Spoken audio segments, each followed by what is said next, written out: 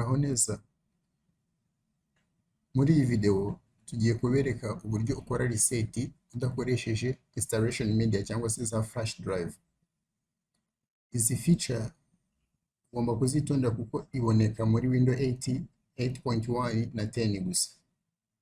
Ufungura start menu ukandikamo settings, ugakanda handitswe ngo settings, hanyuma ugakanda ahanditswe update and security. Munsi noneho ahanditswe recovery ugahita ukanda ahanditswe get started. Iyo urangije kuhakanda haza option ebyiri, hari option ya mbere n'iya kabiri. Iya mbere ikuramo apps cyangwa amaprograme n'amasetting gusa, ariko file zawe ikazireka zikagumamo. Option ya kabiri ikuramo buri kimwe cyose, yewe na setting n'amaprograme. Niyo turi guhitamo rero twebwe. Ukimara kuyihitamo na n'ubundi baguhereza izindi option ebyiri cyangwa andi mahitamo abiri.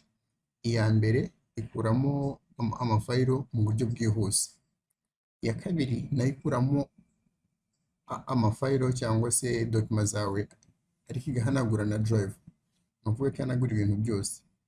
Iyo wayikoresha mu gihe wenda wifuza nko kugurisha imashini kugira ngo umuntu uzaba yiguze atazabasha kuba yagarura amadokima yawe akoresheje uburyo bwa recovery method. Ni ngombwa rero kugira ngo ugire amahitamo meza ahangaha. Reka rero hano tuze guhitamo uburyo bumwe ugendeye ku cyo wifuza. Hariho n'ubundi buryo rero bwa kabiri ubasha kurisetingamo imashini yawe.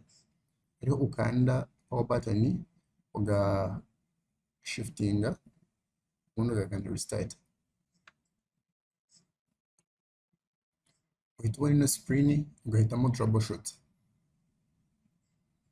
ugakanda reset this PC n'ubundi nk'uko twabihisemo bwa mbere. Hakaza za option ebyiri cyangwa amahitamo abiri. Wahisemo remove everything na n'ubundi niyo duhisemo.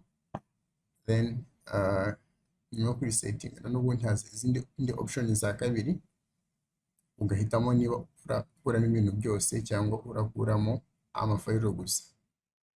Turabashimiye ko mwakurikiye iyi video. Ciao ciao.